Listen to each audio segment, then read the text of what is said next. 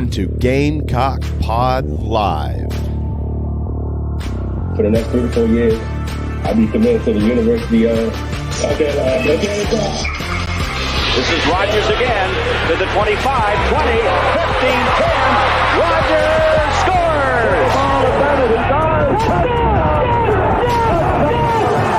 Jackie Bradley Jr. delivers for the Gamecocks. Lost it up, looking for Kelly. Touchdown! Can you believe it? And South Carolina is sending shockwaves through the SEC. Frederick plays it in at the buzzer. That's a win! Unbelievable! I don't believe it!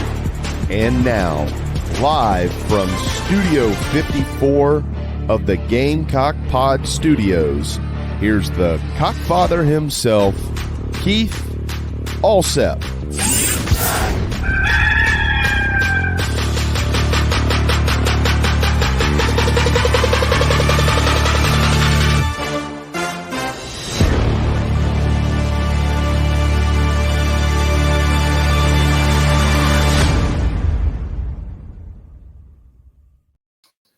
All right, everybody, welcome into Gamecock Pod Live for December the 13th, episode number 1375.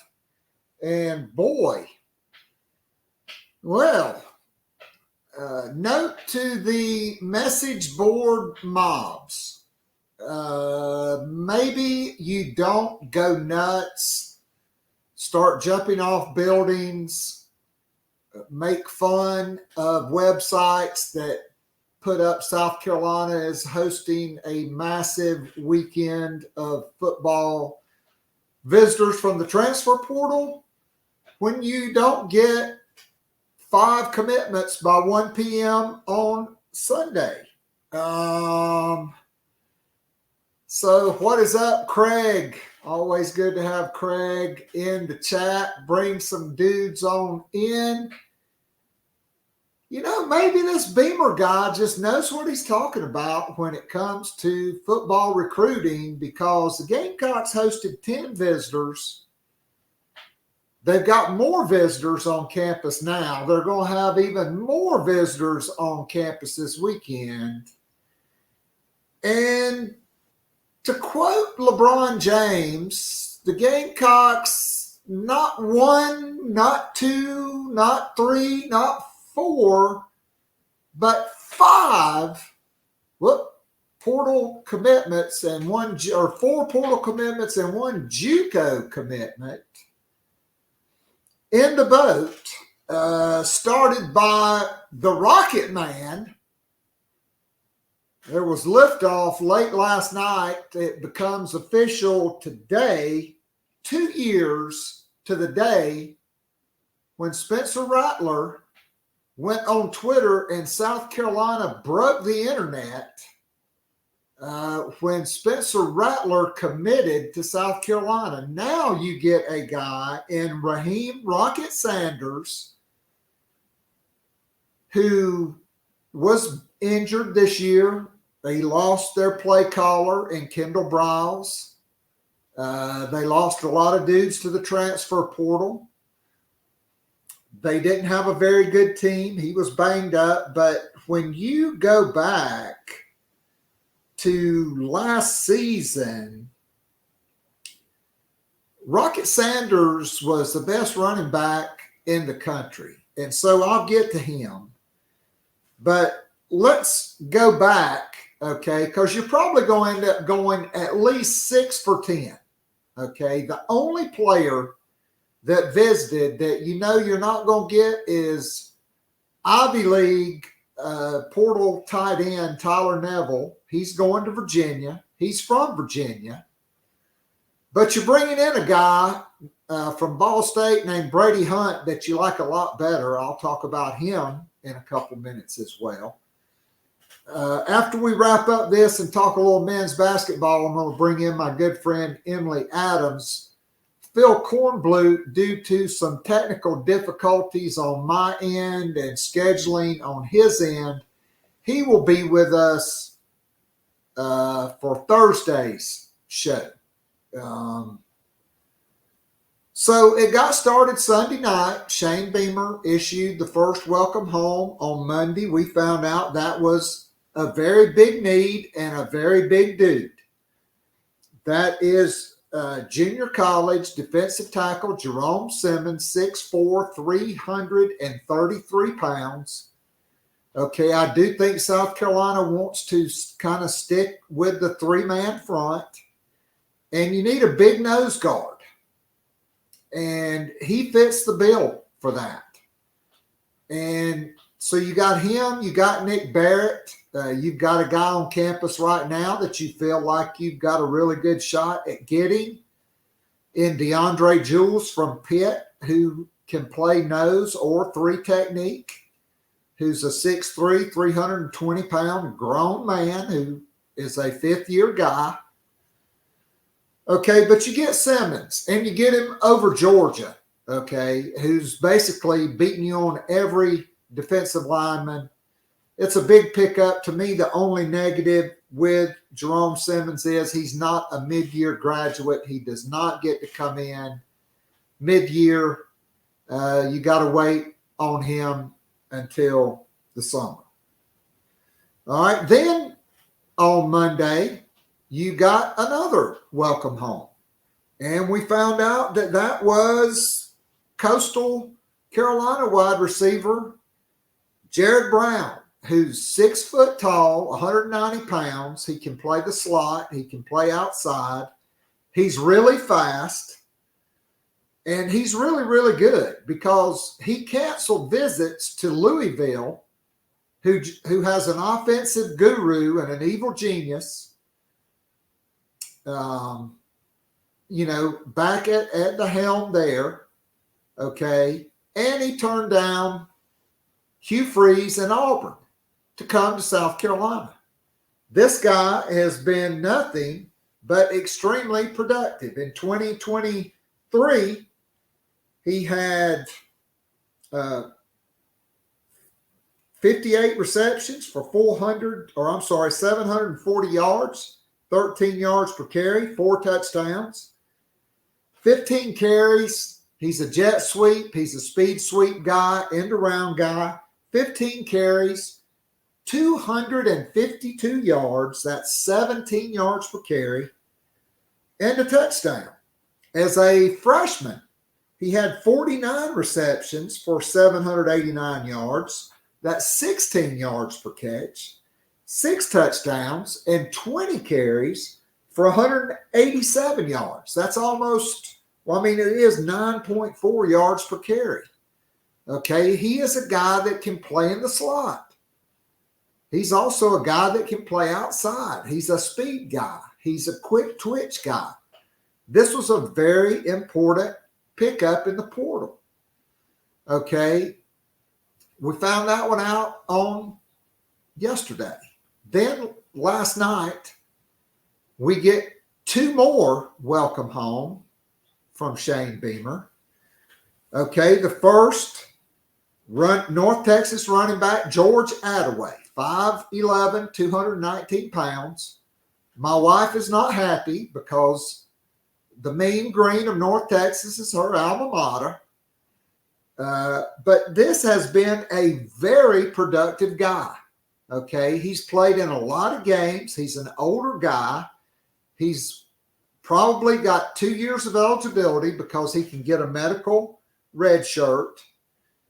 Okay, George Attaway, all he's done is played in 31 games over the course of his career. He's got 344 carries for 1,935 yards and 14 touchdowns. That's 5.6 yards per carry. He's also got 21 receptions for 126 yards and a touchdown. Okay, in 2020, as a freshman, he had 99 carries for 572 yards and 3 touchdowns. He missed 2021 with an injury. In 2022, okay, and let's remember 2020 does not count, okay, because that was the COVID year. So in 2022, he had 118 carries for 583 yards and 5 touchdowns. That's 5 yards per carry. This past year, he had 123 carries for 738 yards and 6 touchdowns. That's 6 yards per carry. Okay. And so this guy is a dude. I can tell you the staff, and not Montario Hardesty, who, quite frankly, nobody here is high on at all, right? So, but the staff, the evaluators, the deciders, and a lot of people with inside the college football community, they believe George Attaway is a big-time college running back. And if you get him for 2 years, that's just going to be huge. Okay, then late last night, J.C. Sherbert from thebigspur.com broke the news, and today Matt Zenith from 24/7 Sports has widely reported it. Everybody's reporting it. Raheem Rocket Sanders commits to the Gamecocks. When healthy, he is the best running back in college football. There's no doubt about it. He almost chose South Carolina out of high school. There was a time Bobby Bentley thought he had him. He went to Arkansas, where Dowell Loggins was for 2 years, where Taylor Edwards was, where Justin Stepp was when he was being recruited. Okay. Obviously not pleased with the way things are going at Arkansas. He's coming to South Carolina to be closer to home. He's from Rockledge, Florida, which is right outside Daytona Beach. My uncle used to live there. After he retired from the Air Force, he was a military contractor there, right outside Cape Canaveral and all of that. It's a lovely little place. And so Rocket Sanders, in 3 years and 32 games with 18 starts, he was banged up this year. He only had a little over 200 yards rushing because he just was not healthy. 398 yards. I'm sorry, 398 carries, 2,230 yards, 17 touchdowns. 49 receptions for 455 yards and 3 touchdowns. Okay. But in 2022, when he was healthy and started every game, in 2021 as a true freshman, you got to remember this guy was a wide receiver in high school. They made him a running back. He was their second team running back as a true freshman in 2021. He had 114 carries for 578 yards and 5 touchdowns. That's 5.1 yards per carry. Then last year, I mean, the dude just trucked us the whole game, the second game of the season. He had 222 carries for 1,443 yards. That's 6.5 yards per carry. Okay, he is a natural wide receiver. He's a great running back. He can pass protect. You put him in the backfield with Lenore Sellers, and guess what? That makes Lenore Sellers a much more dangerous runner, because is that end not going to come crashing down on the zone read and let Rocket Sanders explode for 30 or 40 yards? And as we all saw against Vanderbilt, Lenore's, when he pulls it, he's pretty good. So, look, you flip the running back room.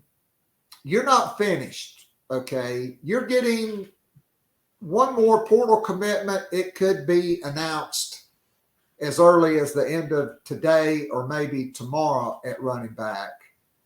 And you're really going to like this guy. He's a younger guy. And so then this morning, you got your 5th commitment, which is Lawrence native and Vanderbilt wide receiver, Jaden McGowan, 5'9", 181 pounds. He's fast as lightning. He's a great kick returner. He's a slot receiver. I think he's an immediate upgrade to Amarian Brown. I don't think Amarian Brown was really, as tough as he needed to be. And up until this season, I don't think he was utilized the way he should have been under the former offensive coordinator. And so Jaden McGowan commits. In 2 seasons, he's got 80 receptions for 836 yards, but he's an excellent kick returner. 35 kickoff returns for 845 yards and 1 touchdown. He's a slot guy. He's a punt returner, a kick returner. He can be a gunner. Okay. And so that is the 5th and final commitment that we know about. There will be more. There are more coming. Okay. I do expect South Carolina to land Gerald Kilgore, who is the brother of Jalen Kilgore. He wanted to take a couple more visits, and so he's going to visit. And so that's 6 of the guys that was in. Tyler Neville makes 7 of the guys that were in. Okay. And so you got the Overton brothers, LT Overton, who's a 5-star from Milton High School in Atlanta. His dad's the athletic director at Kennesaw State. His older brother, Micaiah Overton, who's a 6'3", 310-pound defensive tackle. They visited over the weekend. They are at Alabama right now, or will be this weekend. I don't think the Gamecocks are going to get them. And I'm going to tell you why. Is you got to play money ball. And I'm going to get to everybody's questions in just a minute. I just want to get through this. Okay. It's money ball.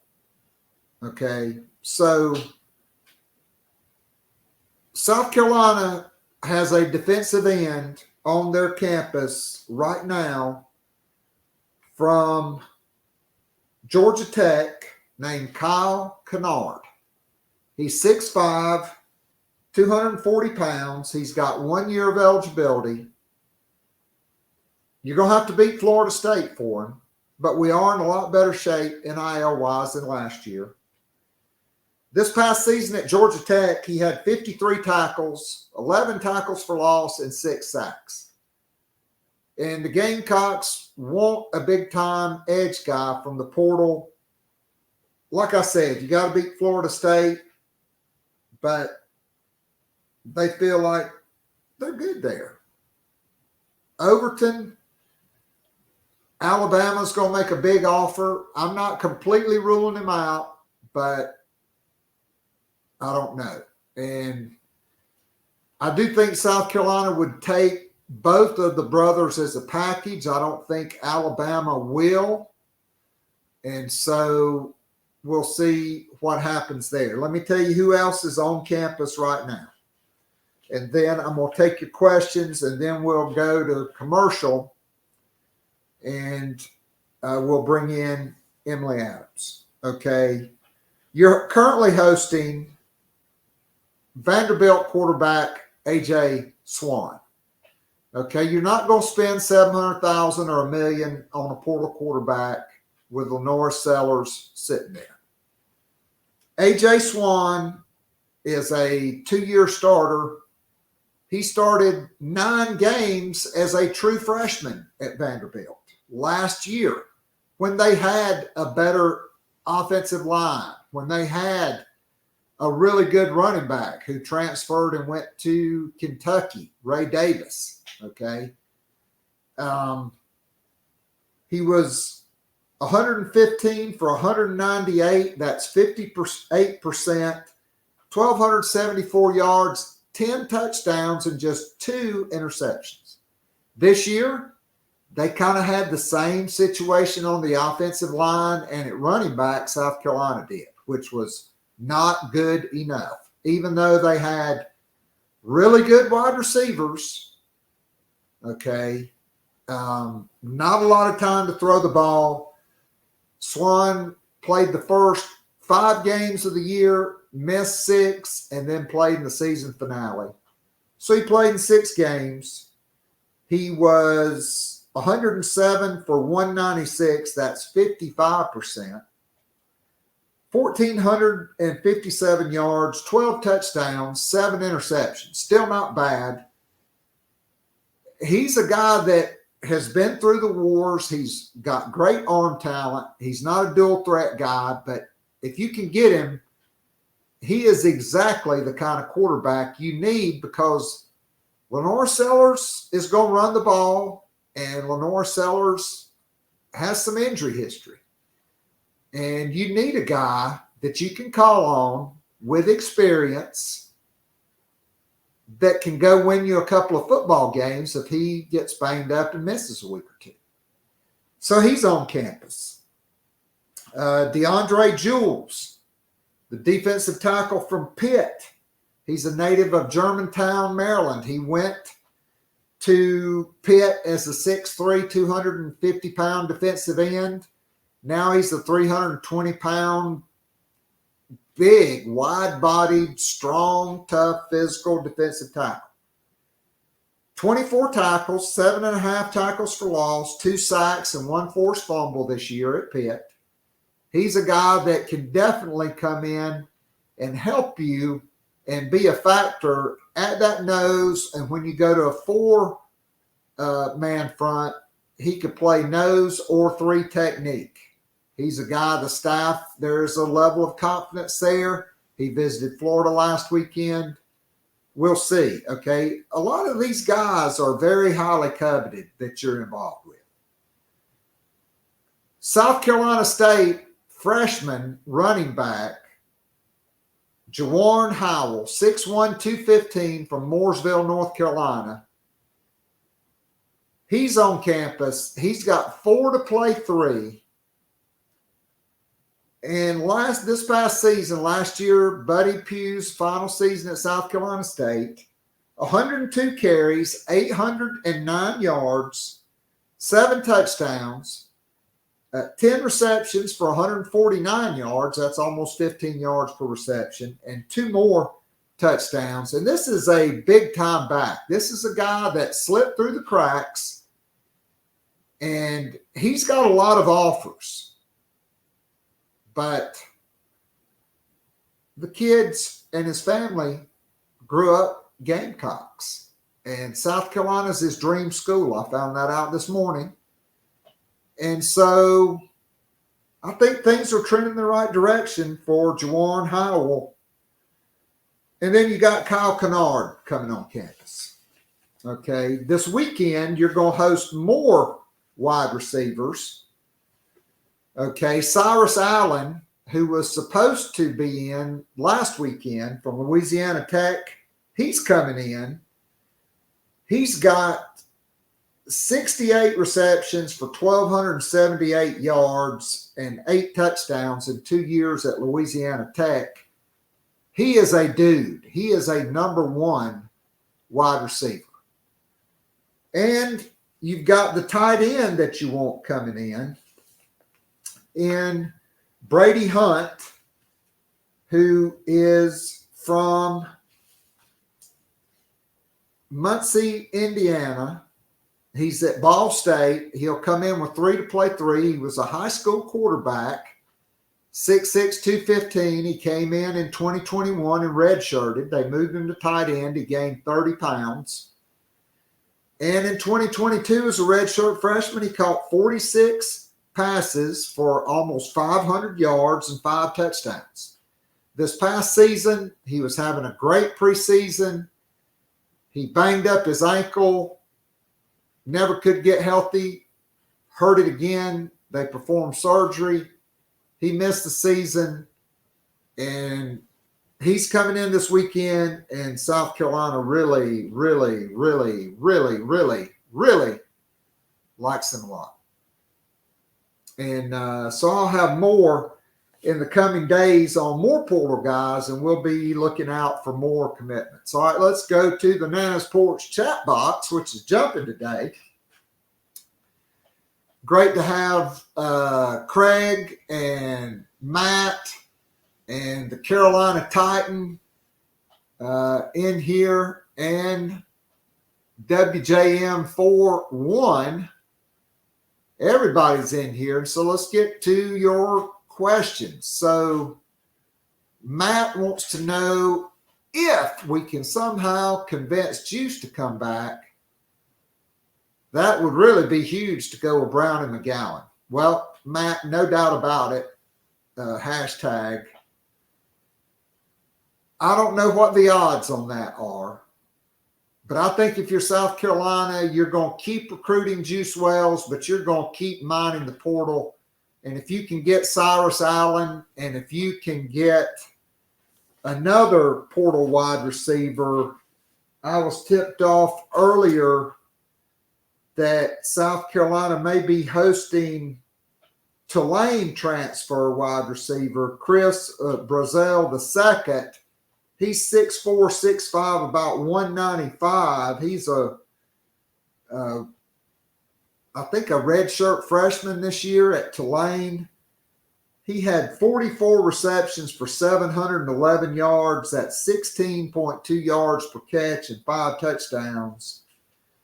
And things are trending for you with former Texas A&M commit and Milton, Georgia wide receiver DeBron Gatling. Hello, Texas A&M. LT Overton, also from Milton High School, Texas A&M transfer. Maybe that helps you, but this guy's a stud wide receiver. He had 44 offers. He committed to A&M in the spring of 2022, and he could have gone to Alabama, Georgia, LSU, Florida, Florida State, Miami. I mean, you name it, he could have gone there. So hope for the best, expect the worst, hope for the best, keep recruiting Juice, but bear down and keep bringing in talent at wide receiver. Craig believes Overton will be a tough pull. I agree. I think he will be a tough pull, but I'm not ruling it out. But I will say this. I think if they can get Kennard, that NIL slot will be gone. And quite frankly, you're going to be in good shape on the edge next year. And now that you're also playing a 3-3-5 a lot, you don't need as many edge rushers if you're just in a 4-man front. So Matt says, I'm tired of seeing the Hardesty love now because of getting 2 running backs. Well, let me tell you, Hardesty didn't really have a damn thing to do with either one of them, quite frankly. It's Dowell Loggins, it's Taylor Edwards, it's Shane Beamer, okay? Those are the guys that are leading the charge. He's a placeholder. He's not a good recruiter, okay? He's just not. And Matt was in overtime last night, and Matt heard a story about one reason why he's not an elite recruiter. So Kathy Ireland was not, I don't know who, Craig, you think she was blocking for, but probably not. Well, probably, yeah, this year for Rocket. She probably was, yeah. Can Rocket bring Jimmy Smith with him? Ask him for a friend, Craig says. Well, as Jesse Jackson would say, keep hope alive. We can always hope, right? I'm hoping. So WJM41 says it's amazing watching Sunday and Monday night football where a lot of these guys went to college. The majority come from non-blue chip schools. That's true. That's why recruiting is an inexact science, and you can't always project guys accurately. Like several years ago, there was a tight end that went to Iowa, and he was like 6'5", 210 pounds, and he wound up being a 6'7", 300-pound left tackle who was like the number one offensive lineman in the country. Who would have known? 5 years ago, the guy was a 6'5", 210-pound tight end. I mean, stuff happens. Guys develop. Look, Nick Gargiulo, he's probably going to play in the NFL.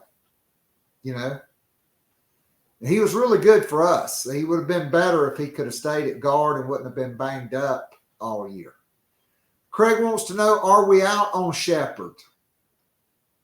Shepard has got a lot of big offers, and I'm hopeful, but you know, I got to say, Justin Stepp has just really not impressed me on the recruiting trail. And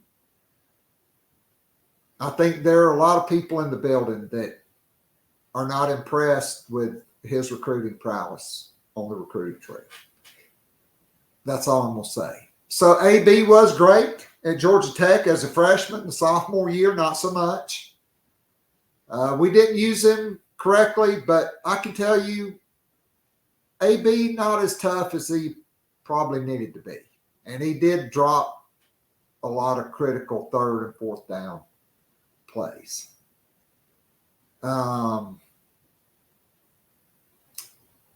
mean, I do agree A.J. Swan is the best arm talent at quarterback since Jay Cutler. I do agree with that. The Indiana wide receiver, possible, but as of late last night, I heard things were trending away from Donovan McCulley visiting South Carolina because Michigan just offered him, and I think Ohio State might have offered him. But I do know Michigan offered him. He's an Indianapolis kid. And Overton, who is he comparable to? Man, I don't know. Maybe. So here's the problem with Overton. He was class of 23, and then he reclassified and came out as class of 22. Normally, defensive linemen should not do that. Basketball players can do it. Football players really shouldn't do it. So he was 6'5", about 245 pounds. Now he's 280. And so I don't really know who to compare him to. Maybe Tyrion Ingram Dawkins would be a good comparison. But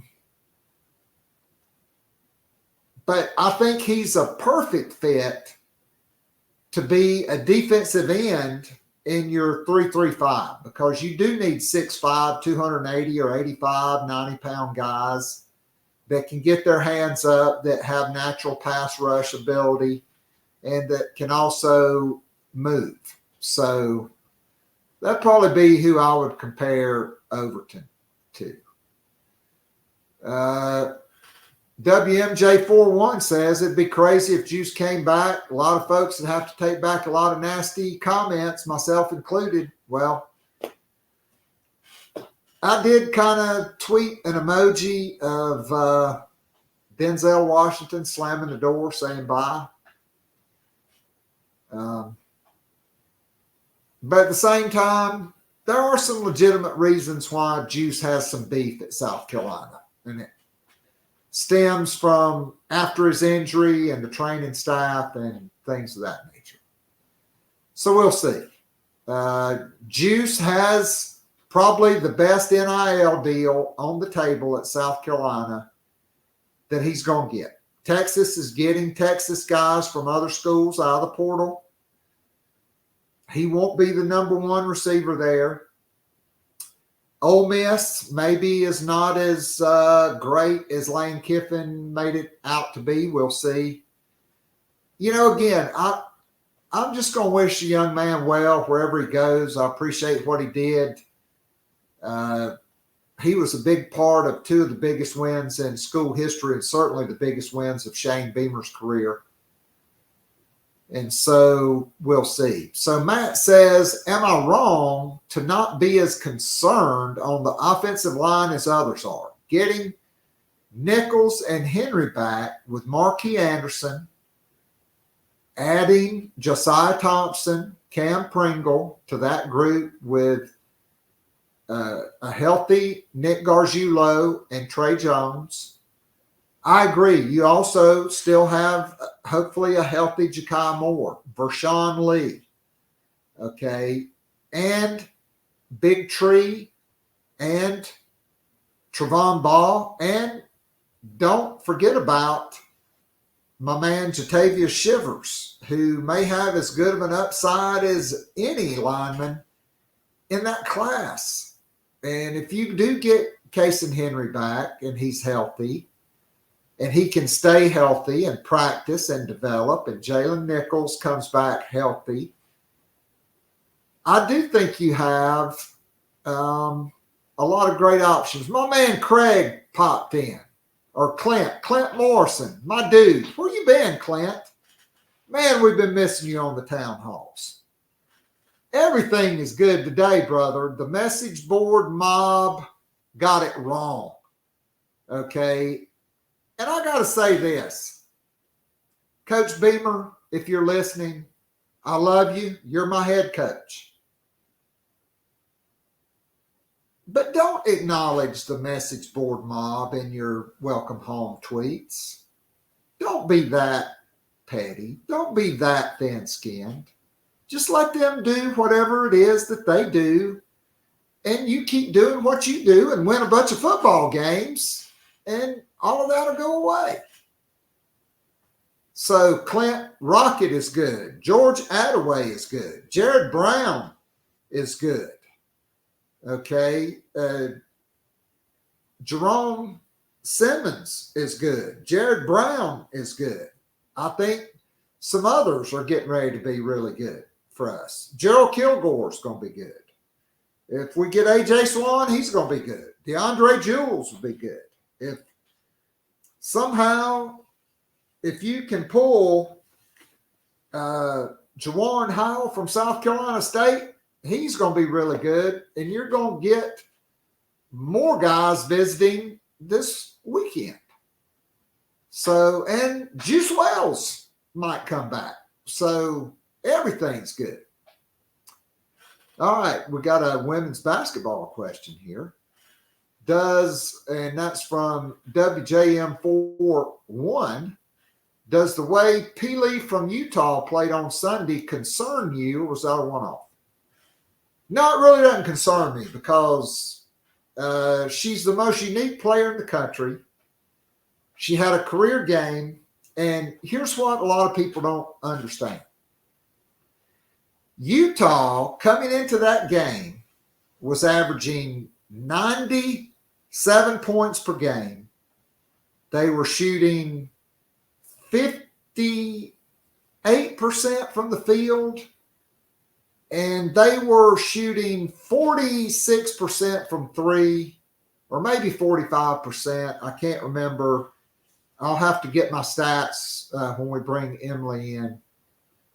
But they were averaging 14 made threes per game. And so the strategy was, we're going to guard Peely one-on-one. Well, the refs called two horrible flops on Camila Cardoso. Ashlyn Watkins got in early foul trouble. She committed a silly foul on a turnover, and then she fouled Peely one time. And that took the two players off the floor that could guard her. Plus, South Carolina was not going to help off other players and let them shoot open threes. because they averaged 14 made threes per game. That's like an NBA team, 14 made threes per game. South Carolina said, we're going to force them to take tough contested threes. We're going to run them off the three-point line, and it worked. You had 23 turnovers. 9 of those were the result of offensive foul calls. And at least half of them were bogus. And Peely had a great game, but guess what? Nobody else did. Utah was 5 for 20 from 3. And in the fourth quarter, they shot 33% from the field. And I don't think they made a single 3 in the final 10 minutes. So we'll get into that with Emily in just a couple minutes. Carolina Titan wants to know, is Kilgore's brother pretty legit? I saw his highlights and would think we'd be in the driver's seat for his services. Titan, I think he probably commits by the end of the weekend. He enrolls in January, and I think he's a guy that could be a nickel, a corner. He was a high school quarterback. Hell, he could even play wide receiver. I know Jalen's wide receiver highlights were ridiculous. I think you got to move Vicari Swain to wide receiver, personally. Craig says, I like Cardoso, but she could be even more dominant if she played with more speed on defense. Sometimes it looks like she's just going through the motions, not closing out. I mean, it is tougher to close out when you're 6'7" and your legs are as long as hers. I think this. I think if Camila Cardoso played with the disposition of Ashlyn Watkins, she would be the National Player of the Year this year. That's a fact. So Matt says, hey, we already have a high school quarterback at safety. Why not grab another? Well, I could see it. I think you'd like for him to be a better cover guy than DQ Smith for sure. DQ Smith's really a safety. I think we need a nickel corner. Maybe Gerald can do that. He's really athletic. And so we'll see. All right, Marquise says, is Juice coming back? Well, that is the $400,000 question, isn't it? Say, let me tell you about my good friends at BP Skinner Clothier. Okay, I've got on a beautiful black Holderness and Bourne pullover I picked up when I was in town for the Kentucky game. Wore it on the sidelines, wore all black. Okay, just like Joe Morrison, black shoes, black socks, black pants, black pullover, black t-shirt, all black. BP Skinner, they've got a phenomenal line of Holderness and Bourne pullovers and polos. They've got the Imperial cap line for the Gamecocks. The gray ones are the same ones Spencer Rattler wore, are beautiful. But look, everybody's not a cookie cutter, okay? Clothes off the rack are cookie cutter. Sometimes it's hard to find pants long enough for me, okay? Sometimes it's hard to find shirts, dress shirts, that the arms are long enough for me. Now, because I've lost 20 pounds and I'm 190 pounds instead of 210 pounds, my blazers need to be taken up at the waist. You know, you want that sleek V shape, Okay, some guys are built stocky and it's tough to find stuff to fit. But at BP Skinner, they're all about building a reputation on the perfect fit of trust, quality service, and style. Brent Skinner and his wife Marlo, they started this business in 2012. It is a Gamecock owned and operated family business. Josh Colvin, a great guy, one of the best in the business. He's on the floor at the store. Brent and Josh do a great job. Brent is a South Carolina graduate. He's been serving clients for over 17 years, and he's built a business that's really second to none.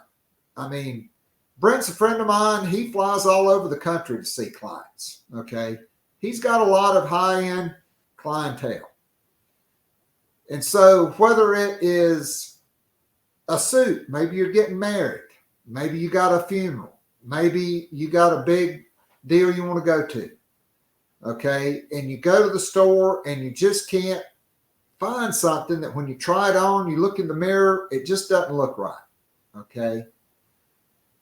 Go to BP Skinner Clothiers, now located in the heart of the Vista, 1003 Gervais Street, okay?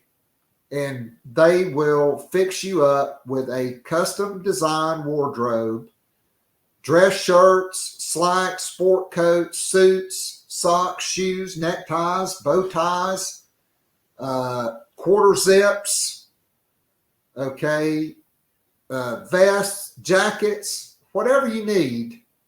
BP Skinner and Clothier, they got you covered.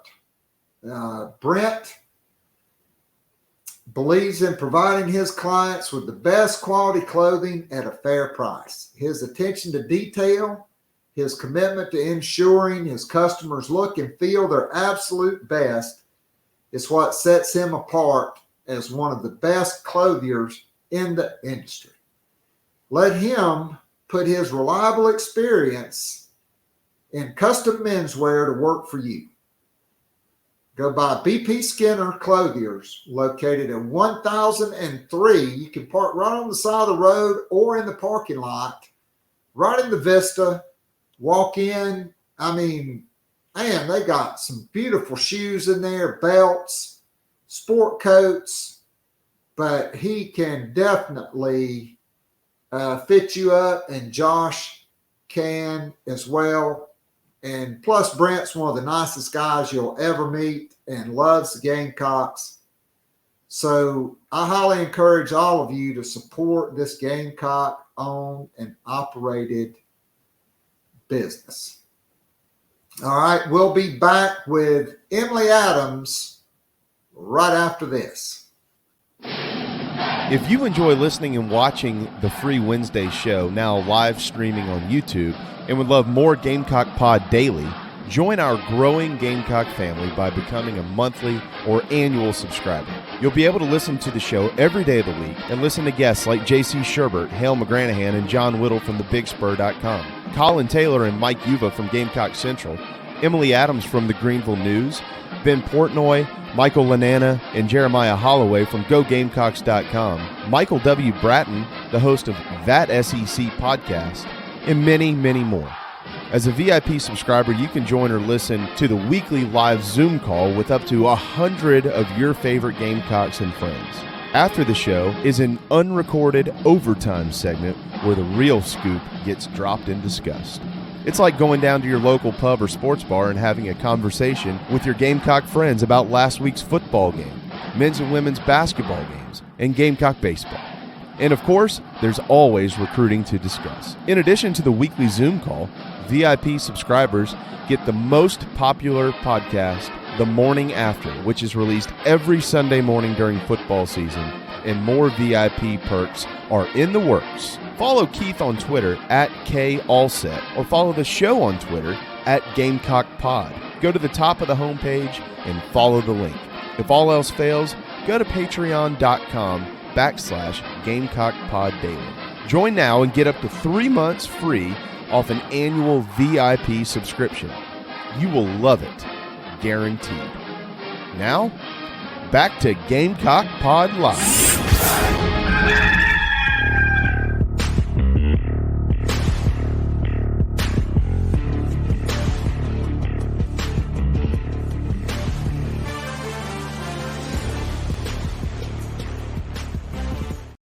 All right, so a couple of notes before we bring in Emily Adams. So the schedule for me the rest of the year, tomorrow we'll have Phil Kornblut on Friday.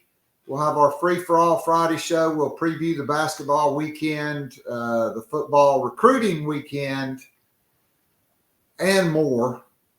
Okay, then next week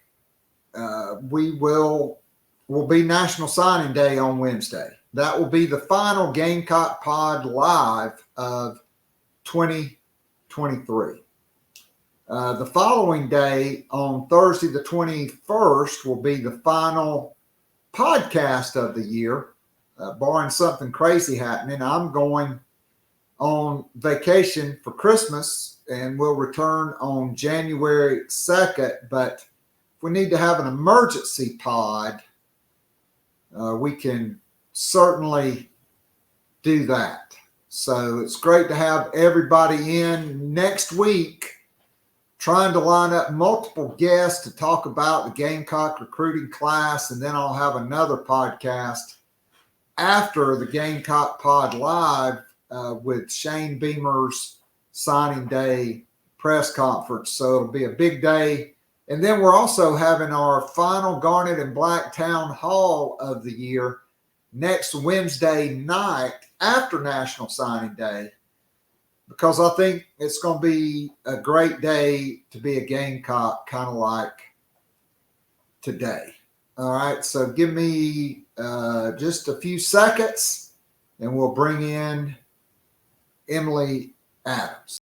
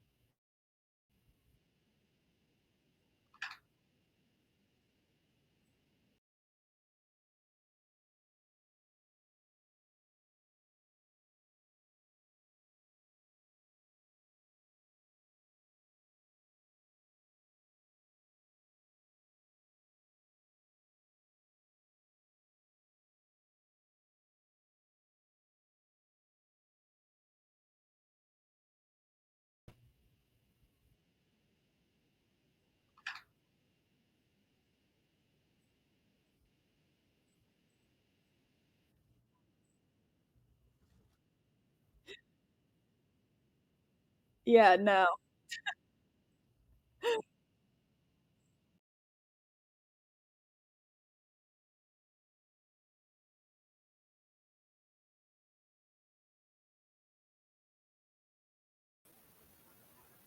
All right, bear with me. I'm going to run our commercial one more time. I'm going to try to figure out what I need to do here. We did our recording a different way, and I got to figure out I don't know what I'm doing. So I do apologize. Hang on. If you enjoy listening and watching the Free Wednesday show, now live streaming on YouTube, and would love more Gamecock Pod daily, join our growing Gamecock family by becoming a monthly or annual subscriber. You'll be able to listen to the show every day of the week and listen to guests like J.C. Sherbert, Hale McGranahan, and John Whittle from thebigspur.com, Colin Taylor and Mike Yuva from Gamecock Central, Emily Adams from the Greenville News, Ben Portnoy, Michael Lanana, and Jeremiah Holloway from GoGamecocks.com, Michael W. Bratton, the host of That SEC podcast, and many, many more. As a VIP subscriber, you can join or listen to the weekly live Zoom call with up to 100 of your favorite Gamecocks and friends. After the show is an unrecorded overtime segment where the real scoop gets dropped and discussed. It's like going down to your local pub or sports bar and having a conversation with your Gamecock friends about last week's football game, men's and women's basketball games, and Gamecock baseball. And of course, there's always recruiting to discuss. In addition to the weekly Zoom call, VIP subscribers get the most popular podcast, The Morning After, which is released every Sunday morning during football season, and more VIP perks are in the works. Follow Keith on Twitter at KAllset, or follow the show on Twitter at Gamecock Pod. Go to the top of the homepage and follow the link. If all else fails, go to patreon.com/Gamecock Pod Daily. Join now and get up to 3 months free off an annual VIP subscription. You will love it, guaranteed. Now, back to Gamecock Pod Live.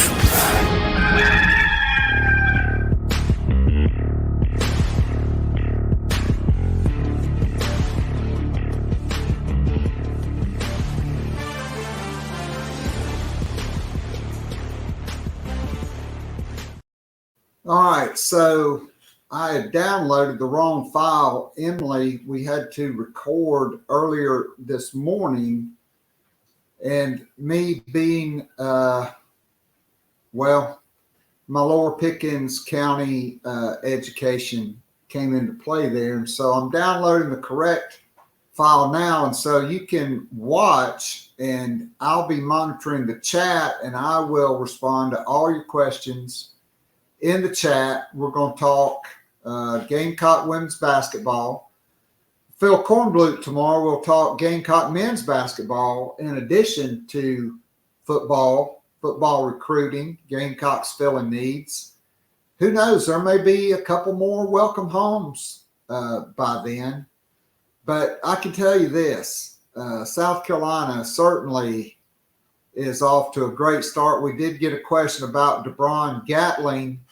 I do believe he is someone that is trending to the Gamecocks and will probably announce next week. And he has decommitted from Texas A&M. South Carolina had him in for the Kentucky game on an official visit. They've been working Torian Gray and Justin Stepp and Shane Beamer to get him in. And he is a highly, highly recruited player. He's got great film. He's from a big-time program. And I'm pretty sure he's a mid-year graduate. And so if you add him to Mazeo Bennett, okay, and you get, let's say, at least one more portal receiver, and Juice comes back, along with the young players, you've got a really talented receiver room. If Juice doesn't come back and maybe you add two more wide receivers, because look, here's the truth and the facts, folks, is there's a lot of high-profile players that are not in the portal yet because they want to play in the bowl game. They want to take that trip. They want to get the bowl swag. Or they're in the college football playoff. And so the portal is open until like the end of the first week in January, okay? And so there are guys that are going to be available. WJM41, all I can tell you is there are going to be no coaching changes until after the holidays. I would look for late December, early January. That's when their contracts run out. I do expect there to be 3 or 4 staff changes, but we'll just have to wait and see. All right, so we're going to try one more time with Emily Adams. I'll be in the chat. Hang on. This time we should be good. We talk about the Gamecocks win over Utah. We talk about some of the younger players, the areas where they're different, where they're deeper. We talk about the ranked wins. And we kind of debate who's better out of South Carolina and UCLA, and, you know, just how good this team can be. So hang on for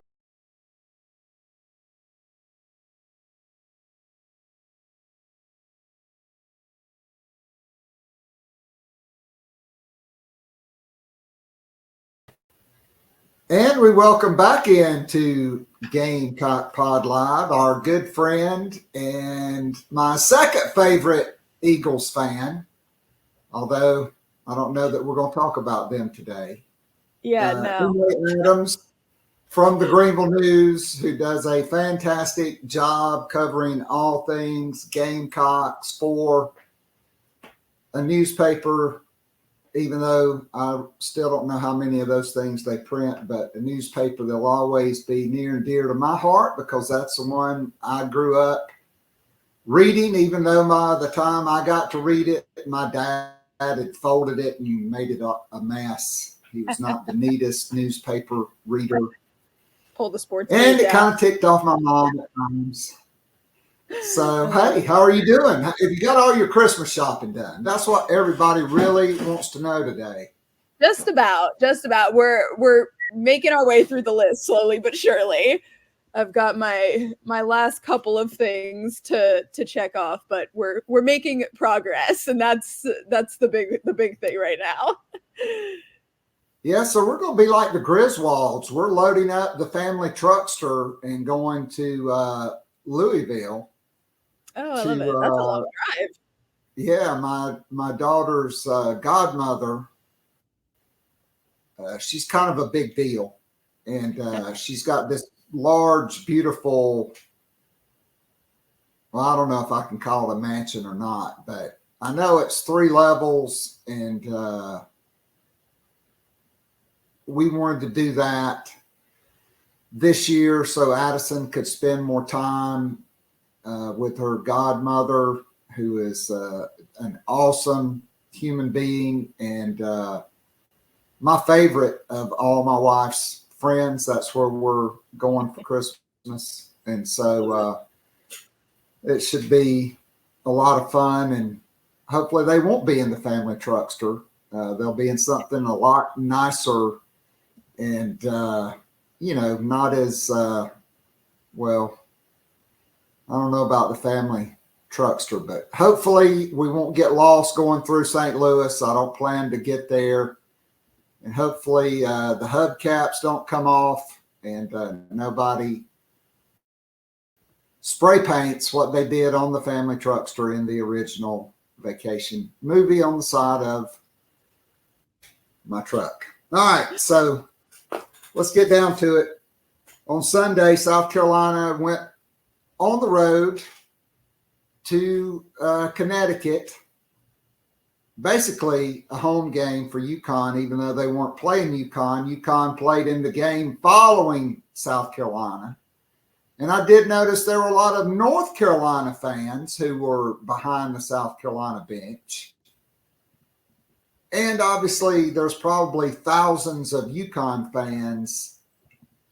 We didn't talk about this. Were you at the game? Did you make the trip, or I was not, unfortunately. Yeah, the travel budget was fully blown making the trip overseas. So I maybe by February the coffers will be replenished for the trip to Baton Rouge. That is Louisiana. I was talking to somebody yesterday. Those tickets are already going for $1,300 to $3,000 a piece on the secondary market for South Carolina and LSU. Yeah, that's crazy. Good for them. That's Isn't that neat that a women's basketball game, as poorly as the sport is officiated, and so can we start with that because. Oh, yeah, it's been I know bad. you're not in the arena, but so South Carolina was credited with 23 turnovers because 9 of those were offensive fouls.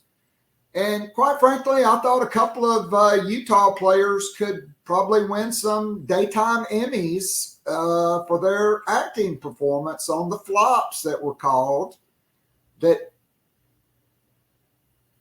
Is it always a charge? When do you ever see a block called in a women's basketball game? Yeah, and I it's I've been calling it the 6-7 penalty, because that's really what it is at this point. It's not that, you saw this with Aaliyah Boston. You saw it affect Utah too, frankly, with Peely picked up a couple of fouls that were questionable. And, it really like took a lot of the energy out of that game because it was such a good game. It was such a competitive matchup. Like Peely was so electric to watch, and she's off the court for, most of a quarter because, she's getting ticky-tack fouls. And so, yeah, I mean, it's not like, I'm obviously used to watching SEC basketball. I like physicality in my basketball. I like them sort of letting it go a little bit, but we have to, there has to be some happy medium here between sort of the complete lack of control that there was at like North Carolina and what the way it was being called at Utah. Cause it's just like, we have to have a balance somewhere in here because neither of those options are sustainable. I agree. And I think given the level and the level of games, okay, the fact that at least in one poll, Utah was a top 10 team. They're ranked 11th in both polls now. They didn't really drop. North Carolina, South Carolina in the SEC, ACC Challenge, a nationally televised game with Decanter, who is supposed to be the top women's basketball official in the sport, who, quite frankly, if she never officiates another South Carolina women's basketball game, I think Dawn Staley and pretty much all the FAMs, and I know I'm good with it, and the more I look back on it, I really wish Dawn would have just gotten her money's worth and told Decanter exactly what was on her mind when they didn't even call a foul or a technical on the North Carolina player that shoved Ashlyn Watkins to the ground and then got up and talked trash in her face. There was no penalty for that. And then we go to Sunday, and the flops. That is in the NBA, even I think in men's college basketball, if you flop, it's a penalty. It's a penalty in the NBA for flopping. And you can go to the replay to check it out.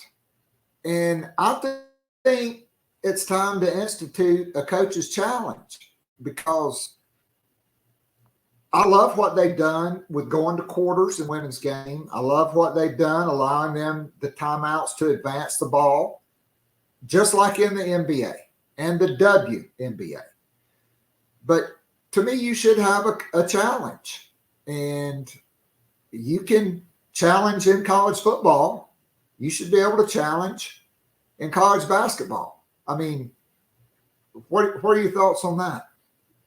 Yeah, I certainly wouldn't be opposed to it. I think, especially with just, the amount of instant replay and that sort of thing that we have access to now, I think it's silly not to have it. It's one of those things where, you get not wanting to slow down the game.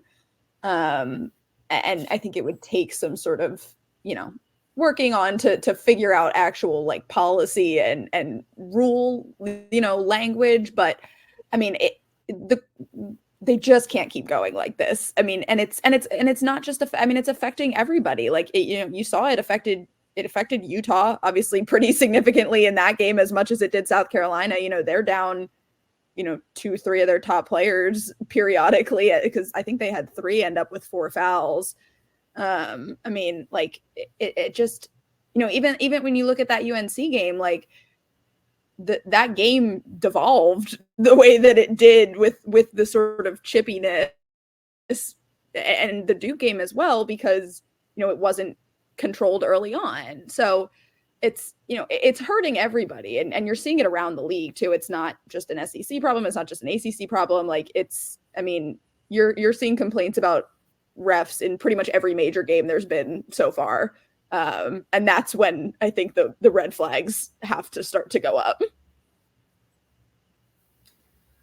I agree. Okay, so let's talk about the Utah game. South Carolina got off to a fast start in that game, 27-16. And so first, I want to get your thoughts on the strategy, the defensive strategy of Dawn Staley, who she said coming in the game, and for everybody that's listening, if you don't realize, Utah coming into this game was averaging 96 points per game.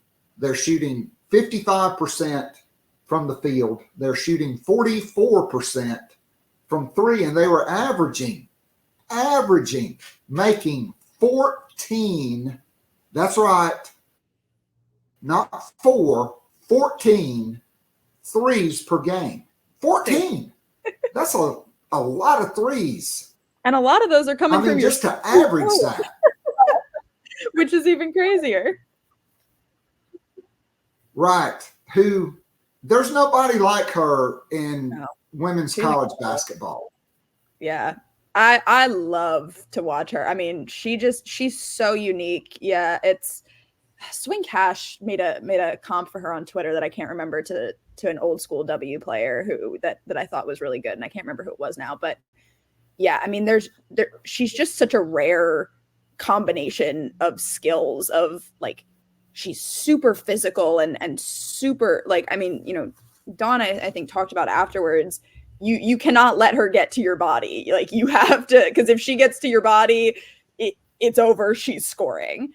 Like, I mean, she's just so tough. She's technical. She can shoot from, I mean, truly anywhere. Like I mean, she just has a skill set that you don't see among players of her size. Like it's a versatility that is just so like invaluable and so difficult to defend as we saw on Sunday.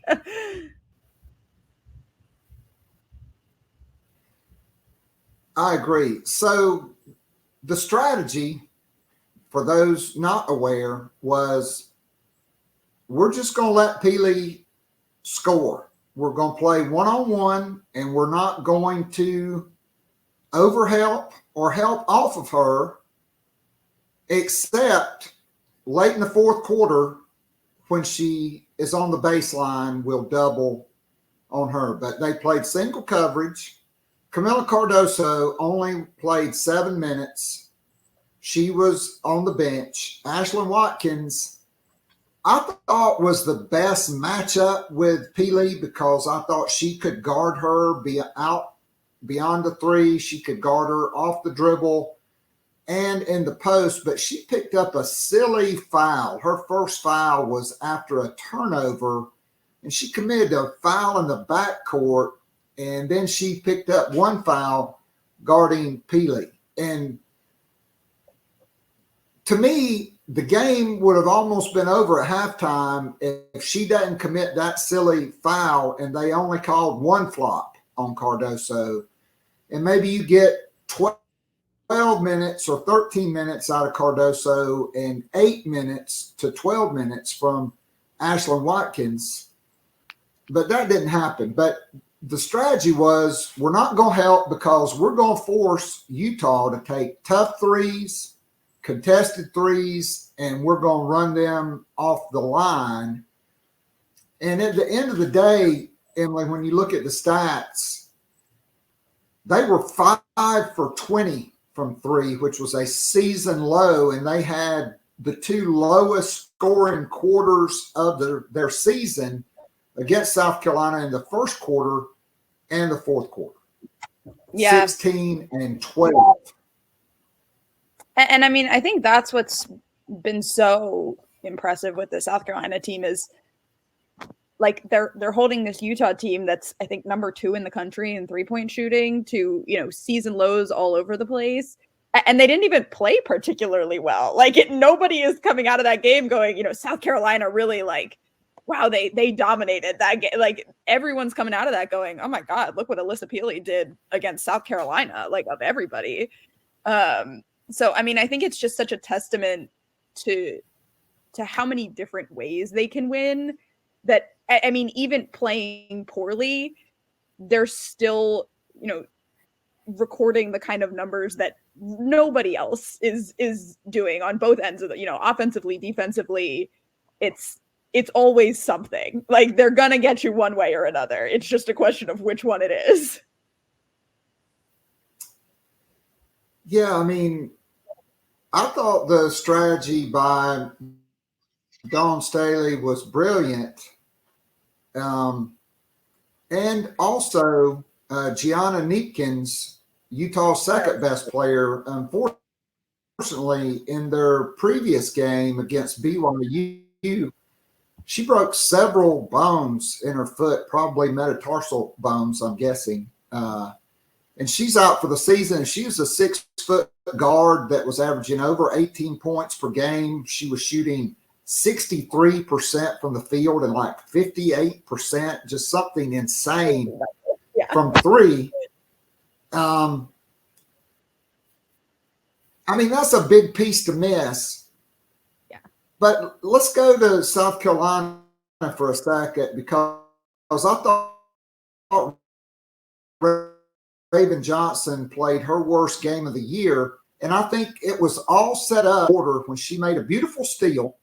She had an uncontested layup, and she had way too much mustard on her right hand. And she thought she was just going to flip it, and the ball slipped off her hand, and she missed it. It wasn't even close. And coming off a suspension in the previous game against Morgan State for violation of team rules, I thought mentally after that, she was not the same player we've seen in the previous 8 games. Your thoughts? Yeah, I don't know whether it was the suspension, if it's just, it's finals and it's almost the holidays, but I think that's also, the ups and downs are a little bit just sort of what you get with a player like Raven. Inconsistency is just sort of part of someone who plays at that super high speed all the time, like doesn't have a slower setting. And so sometimes you're not hot, and when you are not the kind of player that can settle into a game, it's hard to get out of that slump, I think, once you're in it. You saw it with Zaya Cook at times last year. You saw it frankly with Raven at times last year, which is why that rotation with Kara Fletcher worked so well, because one of them was going to be hot. It just was a question of who on what day. And so I think, you saw obviously Tahina Paopao kind of took over, late in that game, was sort of the fuel for them in the fourth quarter. Having that other option still to sort of balance Raven, to not have it be devastating when Raven's having a bad game. I think it's just really smart team building. It's a really good understanding of, what you have on your roster and how to manage it. I think I'm not worried about her in a long-term way, but I do think that is sort of just part of the deal with a player that plays the way she does. I mean, she clearly had her worst game of the year. She still, though, for the season, is shooting 53% from the field, 44% from three. I think because they play so fast and she passes the ball so much, she does not get to the free throw line a lot. I think that has got to change in conference play to some degree. But I thought that was clearly maybe the worst she's ever played, not just even this season, because I don't think I've ever seen her throw the ball to the opponent 3 times in one game. I don't think I've seen her throw the ball to the opponent 3 times cumulatively until the Utah game. It just seems she was out of sync. But But Tahina Pow, man, she stepped up. She hit some big shots. She drew a big foul. She, guarded.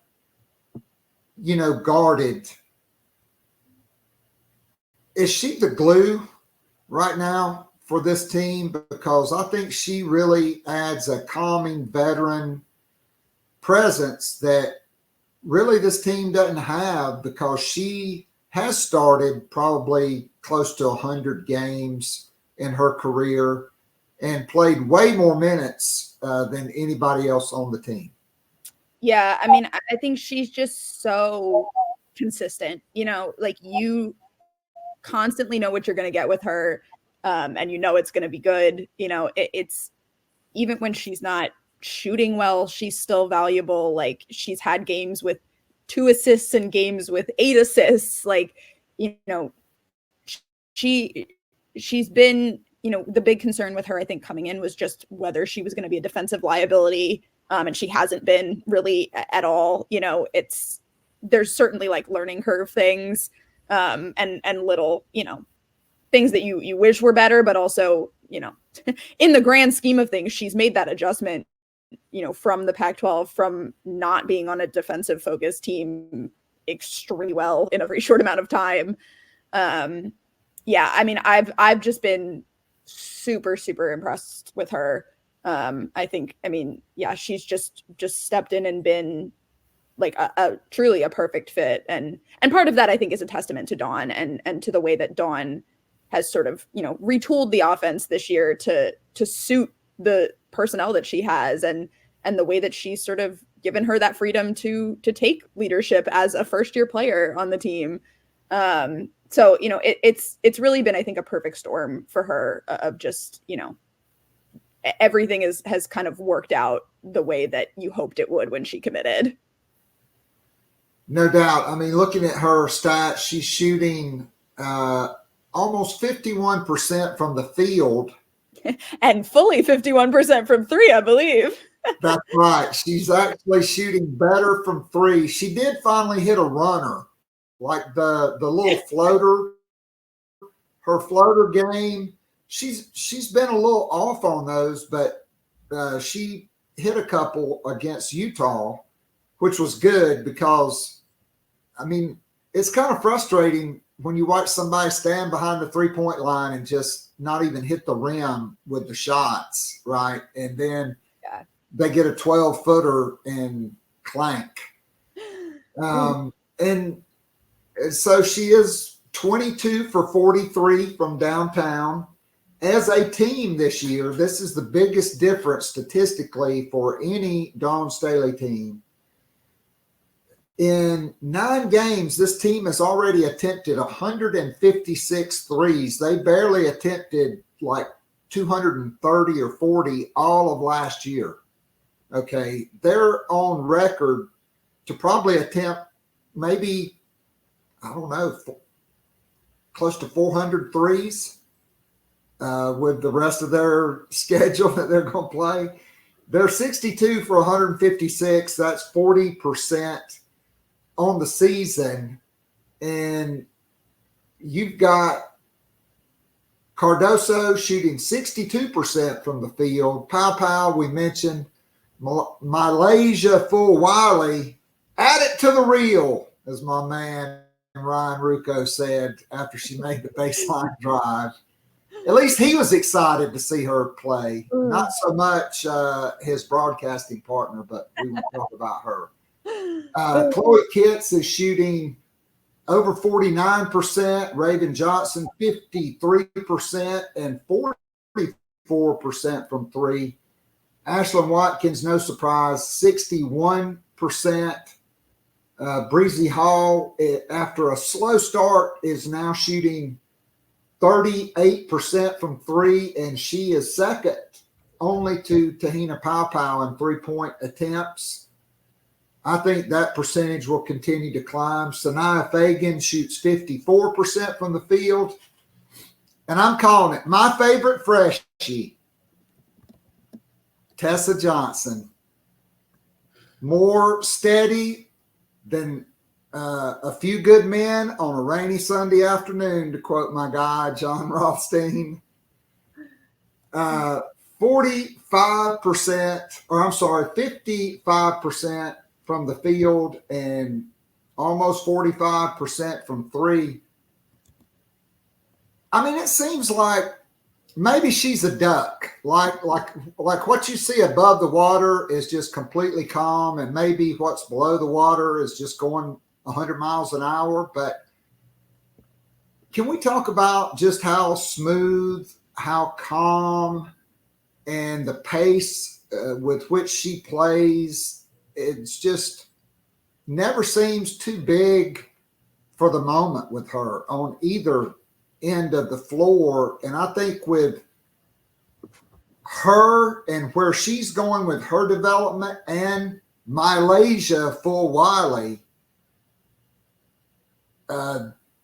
this freshman backcourt, I don't know that anybody's got a pair of freshmen that complement each other's styles.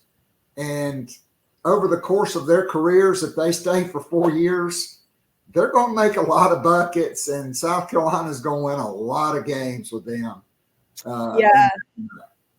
Yeah, I think the biggest thing with Tessa, I mean, it's every piece is there for her, except I think just like the confidence and that sort of assuredness in herself and in her own decision making. Like she doesn't really make mistakes. You see moments where she hesitates, where she'll make a pass where she should have shot, and I mean, just little things like that. But it's like that one thing would click everything together for her so beautifully, I think. And it's something that's going to come with time. Obviously we've seen Chloe Kitts go from, the way that she looked last year to the way that she looks this year, largely just because she's comfortable now. And so I think that's a thing, as SEC play progresses, I think we'll just continue to see her more and more. It's especially with the way the SEC looks, they're not necessarily going to be in a whole lot of close games based on the current situation down the standings there. So yeah, I'm expecting to see a lot of her come the new year. I agree. I think South Carolina, I do think this team has more quality depth. They have more shot makers. They have more big bodies that are really talented, that can play. And to me, that's why they are the number one team in the country. And so, and the youth, like, I don't know if people really realize around the country, when you look at the youth, and combine that with the talent, just how much better this team could get as the season goes on. Like, to me, they've not played anywhere close to their best right now. Yeah. And so they are the number one team in the country, I think, by virtue of their early season ranked wins. Clearly that was not their best game, but when you can go environment, even though it was a neutral floor, and beat a top 10 team, when you don't play your A game, that's another testament to why you're really good. Yeah. So you voted South Carolina number one. You said because based on all of that, and we talked a little bit about this before we went on, it's really South Carolina and UCLA, and then it's everybody else right now.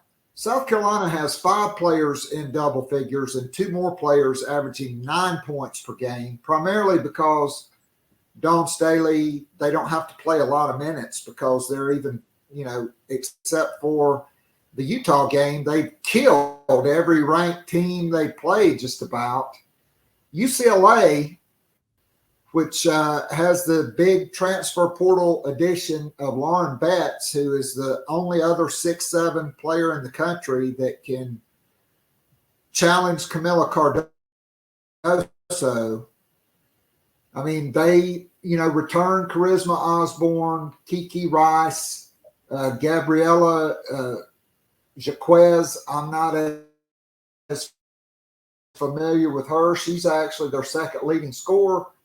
They've got 6 players in double figures, so they're pretty deep. And Emily Bessoir has only played in 1 game this season. Yeah. And she was a starter for them. I don't know. I haven't really kept up with them. I did watch them almost lose to Princeton.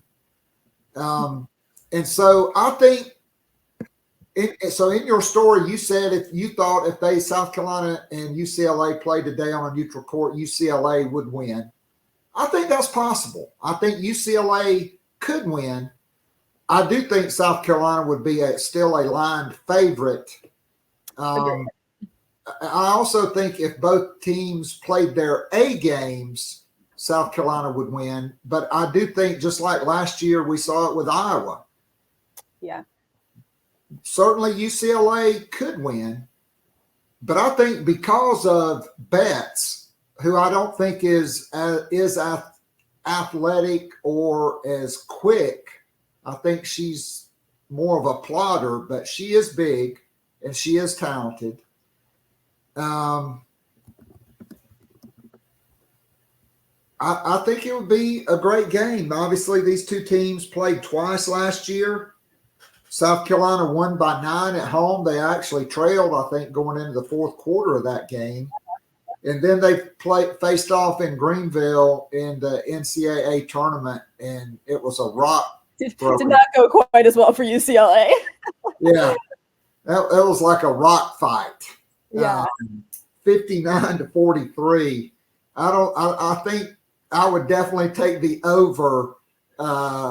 Probably on the point totals. UCLA, they're averaging just like South Carolina, right at 93 points per game. They've got a couple of interesting games coming up. I mean, really the only time they've been challenged was that Princeton game. They do have an 11-point win over UConn. They do have a win over a ranked opponent in FSU, but I mean, there's a huge difference in the women's game between like number 18 or 22 versus in the men's game. There are more great teams and more really good teams. So power still rests in the top 5 or 5 to 8 teams this year because Stanford is rated number 8. And I do think, they have a lot of potential as well. Yeah, I mean, I'm a huge Cameron Brink fan, so I've been in on Stanford from the early days of the season. I fully believe in her ability to carry them, and it is looking like that's what's going to have to happen this year because they have not looked nearly as good when she is not on the court. But I mean, UCLA, I've just been really consistently impressed with. I had that weird then. I also think is very good. So I don't necessarily knock them a whole lot for that. And yeah, I mean, to beat Florida State the way they did, obviously Florida State's not in that upper echelon, but it is, I mean, undoubtedly a good team, like one of the top teams in the ACC. And so, I think that's a really big win for them. I mean, even Arkansas, a decent win. Arkansas has kind of been up and down this year as they kind of always seem to be. I don't know what is ever going on with them, but that's not a bad win. Obviously UConn, not a bad win. And if they're playing tomorrow and I'm putting money down, my money is on UCLA. A lot of it is because of that matchup with Betts and Cardoso. I mean, Betts is shooting, I think, almost 78% from the field, like close to 80. Like it's, I mean, truly some like crazy numbers that she's putting up. And I mean, just the way that she's developed so quickly under Corey Close, I've just been really impressed with how she's looked. It makes you go, okay, how was she not playing more at Stanford last year? Because, you imagine that duo of her and Cameron Brink this year, on top of what Stanford's already got with Kiki. Oh my gosh, what's her last name? It's escaping me. But the other big that they the one at Stanford who's the big that they've been playing with Brink. I don't know why I can't remember her name. All right, I'll get it. Hang on. Erie Affin. I do like her. Yes, Erie. I'm glad you can pronounce it. Erie Affin. I knew it started with an I. She's really good. But I also think she's quicker and more athletic. And yeah, I agree with that. I think that's like, okay, for me, I remember when the Celtics and Lakers played and the Lakers had Kareem Abdul-Jabbar, he mostly saved his energy for offense. And the chief, Robert Parrish, who was not the best player on the Celtics team, he would just beat him down the floor for layups. And if South Carolina and UCLA played, Camila Cardoso's winning that sprint on Lauren Betts every time. Well, that is every certainly time. True. And I just think South Carolina is capable. I mean, no team is infallible, right? And so I think they're in a tier all by themselves. In the next tier for me, I have Texas, Stanford, and UCLA. That's probably, in my opinion, the top 5 teams in the country. No offense to NC State. They do have a good win over UConn, their first in history.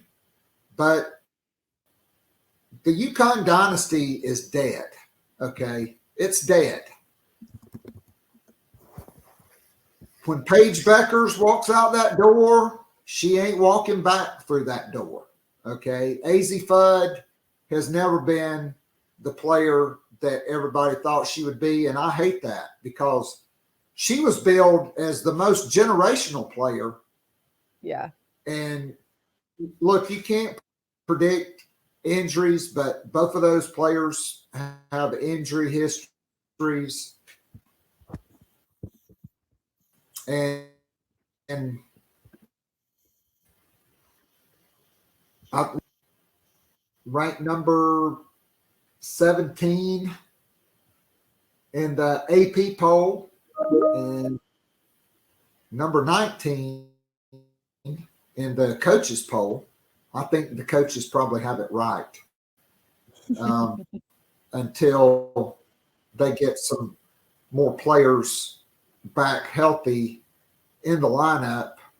And so I did think we are seeing a change of the guard. I think Notre Dame, when Olivia Miles gets fully incorporated back into that team, I think they could make my second tier. I think Iowa is just below the second tier because I'm not sold on the supporting cast, but Caitlin Clark is the best player in the country. She probably will be the best player to come out in this draft class. And she will be paired with Aaliyah Boston, which means Indiana is probably going to eventually be able to build a super team around those two. Yeah. I mean, it's very, when you look at, what the Aces built around, the foundation of the Aces in terms of homegrown talent was Asia Wilson and Kelsey Plum. And that is a very similar pairing to what the Fever are about to have. And that's scary. That should be scary for the rest of the league. And, Aaliyah is certainly not Asia right now, but I think Caitlin certainly has, the potential to be Kelsey Plum. I think Aaliyah has, the potential to be sort of in the same stratosphere as Asia, though not necessarily, I don't know that anyone will ever be Asia. But they're different. To have that level of sort of, just elite guard play, elite post play, two players who I think approach the game very similarly, are both very serious about basketball, like take it very seriously. I think it's a good fit for them. I think they're a good complement for each other. I think, having Caitlin would be nice to phase out some of those older guards on the Fever. No shade to anybody, but I think, it's a really, really, if I am Aaliyah Boston, I'm stoked right now by how that lottery went. So I personally, Caitlin Clark, to me, her ceiling is way higher than Kelsey Plum. Oh, yeah, absolutely. She's taller. She can play the point and off the ball, and she can shoot from anywhere. And she's also a willing passer, which Kelsey Plum, she's the Will Rogers. Yeah, she's never, you could fake her a pass and she would shoot it. Even if she didn't have the ball, if you just faked her a pass, she would shoot it. She's never met a shot she didn't like. Although I did think she was better at that this year, probably because Chelsea Gray probably threatened to whip her ass if she didn't, But it is good for Aaliyah Boston. Aaliyah is a different player than Asia. They are different, but what she did as a rookie has never been done before when you look at her numbers.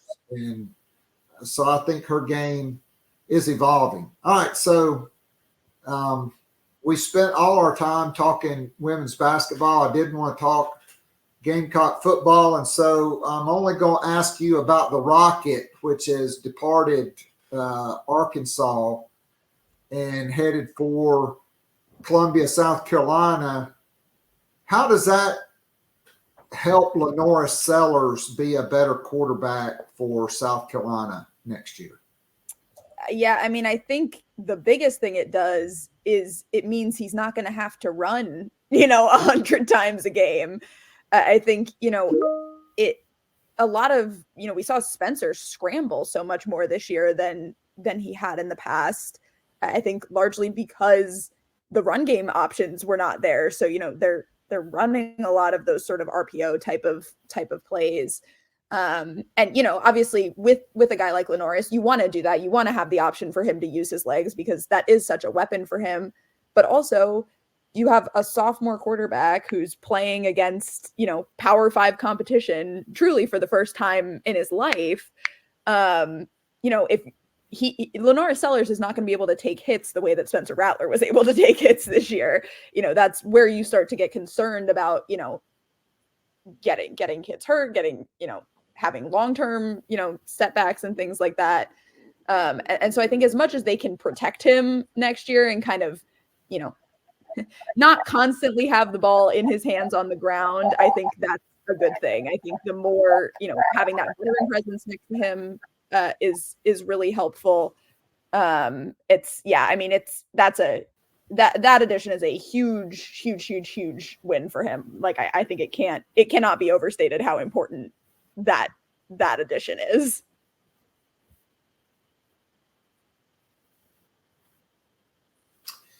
Yeah, getting some older players back that were injured last year on the offensive line, particularly Jalen Nichols, who missed the season, getting Vershawn Lee back, and, you threw 2 true freshmen in the fire.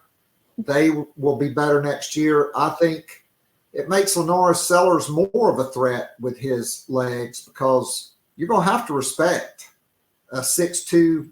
I think they'll get him to about 235 because this is his contract year, right? Rocket Sanders wants to be a first-round draft pick. You get him back to 2022 form, and he's going to run through contact. He knows how to find a hole.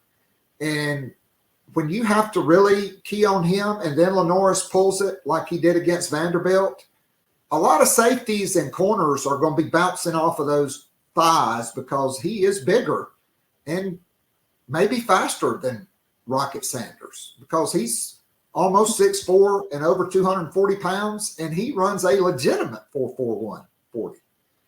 And he's not bad at going through his progressions and throwing the ball, as we saw early in the season. Yeah, I mean, I think, it's the biggest thing that having Rocket does is, again, not that Rocket is necessarily going to be a better runner, but it gives them time to figure things out. You know, you have a guy in Rocket where you go, okay, I know I can put the ball in his hands and he's probably going to get 3-4 yards. And, you know, especially with a young quarterback, with a young, you know, skill position core outside of the quarterback, you know, your receivers are going to be young, potentially, depending on how the portal goes. You know, you might have a young tight end or two rotating in, depending on how the portal goes. I think, to have a guy who can sort of be, you know, old reliable, I think they needed that really, really badly on offense. No doubt. So, Emily, the holidays are coming up. Not many women's basketball games until the new year. They are going on the road, though, to Bowling Green as a favor to Fred Shamil and East Carolina. Only one game left. That's this weekend. And then, you know, South Carolina, they're 9-0. They're going to be 12-0 going into SEC play. And you really don't want to lose an SEC game because you want to win the conference, because there is that trailer park coach over in Louisiana that probably moved her trailer from Waco to Baton Rouge that is going to win a lot of games. And is the SEC down? And what's the outlook for South Carolina going into SEC play? Yeah, I'm fully ready to be out on the SEC. I mean, I thought for a second, I was like, okay, Talia Scott, you know, Arkansas, maybe they look good, immediately lose to Pine Bluff. You know, Tennessee's losing to MTSU. I mean, God knows what's going on in that program. Almost Eastern too. That game was close down to like the last couple minutes of the fourth quarter. I mean, like Alabama, you know, had their one good, I can't remember who Alabama had like one good win and then immediately lost to Green Bay. Like I mean, there's just no consistency outside of that clear top two of South Carolina and LSU. And after that, it just gets so muddled. I mean, even Texas A&M, who I was super, super high on coming into the year, you know, had that really bad early loss to Purdue, where they just didn't play well. And you know, I think right now A&M is probably the third best team in the conference. But I mean, again, they've still got that weird loss to, you know, Vanderbilt. Vanderbilt is 8-1 or 9-1 now. I mean, like the Twilight Zone is here for the SEC. But I don't see there being too many ranked opponents on the schedule in conference play for South Carolina, which I think is particularly unfortunate when you look at, you know, right now UCLA and NC State are kind of the ones right behind them in the poll. UCLA is going to play a whole lot of ranked teams in the Pac-12, and so is NC State in the ACC. The way that things are looking right now, with Miami breaking in this week. You know, Wazoo's kind of been on the bubble. Washington's now on the bubble in the Pac-12, even though they've only got, I think, 4 or 5 in right now. So it's, you know, South Carolina, I think, is going to really have to like not lose games and not have, you know, a silly Mizzou loss somewhere. You know, if they lose to LSU, they lose to LSU. I think that wouldn't be shocking to anyone, you know, going to Baton Rouge. But they're really going to have to take care of business against the little guys, because they're not going to get opportunities to redeem those, because there's not that many elite teams in the conference this year compared to the rest of the Power Five. No doubt. So great stuff as always, Emily. Tell us what your holiday plans and what was on your list to Santa this year. I'm just headed home to Philly for a bit. My list to Santa, I don't even know what it was this year. I'm trying to get a second monitor for my computer. Got to get the home office set up advanced a little bit. So I think that was on there. I think my other big one was an air fryer, because I am a very lazy cook. And I've been informed that those are a good tool for that. But yeah, it should be, got a couple more things coming down the pipe the next few days. Got a big Dawn Staley feature dropping, I think next week, right around Christmas. So yeah, still busy in this end, even though it's, slowing down a little bit in the rest of the world.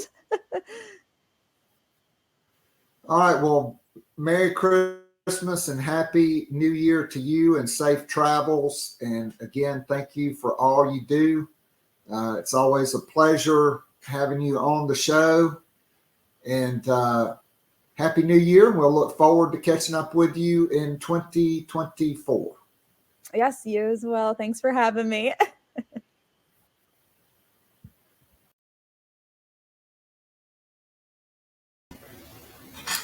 All right, that was my interview from earlier this morning with Emily Adams. So on Daniel Hill, okay. Look, his dad has been working against the Gamecocks the entire time. He's wanted him to go to Alabama, then Alabama wasn't going. They were going to go in a different direction. Now Jeff Levy has come in at Mississippi State. Hill took an official visit there over the weekend. His dad played at Mississippi State, and the kid has not been back to South Carolina since June. He never came for a game, even though he was supposed to. I think he probably ends up at Mississippi State. And quite frankly, South Carolina just was not willing to go down that road. I mean, I guess you never say never, but I would expect a third transfer portal running back. They will hold on to Matthew Fuller, barring something unforeseen there. And he's a stud. He's been a big riser as a senior in the rankings. And so that would give you DJ Braswell, who will be back, Rocket Sanders, who has 1 year, okay, Oscar Attaway III, who has 2 years. You get a portal back that will probably have 4 to play 3, and then you bring in Matthew Fuller. He's got 5 to play 4, and Braswell will be a sophomore as well. And you still got Juju McDowell. So I think the Gamecocks are in a good spot there. I kind of expect, there's always surprises on signing day, and you never know. But right now, I think the guy that is trending the most with South Carolina from the high school ranks that is uncommitted now is Jabron Gatling, the wide receiver from Milton High School that had been committed to Texas A&M for over the past year and a half. And folks, there's a lot to like about Jabron Gatling. I mean, at the time he committed, he probably could have gone just about anywhere in the SEC. And then the same thing happens to him that happens to a lot of guys that commit early. They drop a little bit in the rankings. Nobody pays them any attention because it's all about the uncommitted guys. I do think South Carolina will continue. Clint, I agree. I mean, he plays in a big-time high school program, and Gatling will be, if South Carolina adds him, along with Mazio Bennett, that'll definitely be Justin Stepp's best recruiting class, and we have to give him credit there. Don't really think anything to Staley wearing the gloves. Maybe just because it was the first day of Shrine Bowl practice and he's representing the South Carolina team. I also think it is big news. Jalewis Solomon on Twitter just a few minutes ago announcing that he has shut down his recruiting and he is definitely going to be a Gamecock. I think Michael Smith is there. I think the only one to worry a little bit about in South Carolina, had an in-home visit with him last night, is Braden Lee. His dad passed away last spring or last winter, and Maryland has really stayed on him. But it looks like right now, Shane Beamer and staff have done a great job holding this class together. And I'm looking forward to next Wednesday, to National Signing Day. We can talk about all these guys putting their names on the dotted line. And we'll have our Garnet and Black Town Hall a week from tonight, where I promise to have a couple of liquor drinks or a couple of adult beverages and celebrate this signing class, because I do think it's a good one. I do think there are more portal commitments to come. And let's see who when you make $6 million a year and you're the head coach, which basically means you're a Fortune 500 CEO, you don't need to be clapping back at a bunch of guys hiding behind usernames on a message board that are panicking and overreacting. So, Coach Beamer, we love you, and don't be so thin-skinned, okay? That's right. A lion does not concern himself with the opinion of sheep. Well said. And so Staley signed grant and aid papers, okay, which binds Tennessee to him, but not him to Tennessee. You can't sign the actual letter of intent until December 20th. So that's what he signed. He signed papers that are scholarship papers, but not a national letter of intent that binds him to the university. But the papers that he signed did bind Tennessee to him. So we'll see if there's any high school surprises besides DeBron Gatling. I think he's probably just going to wait until signing day and sign. I could be wrong on that, but we'll see. And stay tuned. More portal commitments to come. Special thanks to today's sponsor of the show, BP Skinner Clothiers. This beautiful Holderness and Bourne quarter zip, which I wore for the Kentucky game and have on today. I got a Garnet one and got a polo as well from that line. BP Skinner Clothiers, located right in the heart of the Vista on Gervais Street, for all your custom clothing needs, custom wardrobe needs in menswear. That is the place to go. I'll be back tomorrow. Until then, go Gamecocks and God bless. And I agree with Clint. I like DeBron Gatling. And Matt, appreciate you. Should be another exciting weekend. And just remember, when Sunday rolls around, if there's not 5 or 6 commitments, just calm down. Wednesday's coming. Right, guys? All right, I'll be back on National Signing Day. Until then, go Gamecocks, and God bless us all. Goodbye.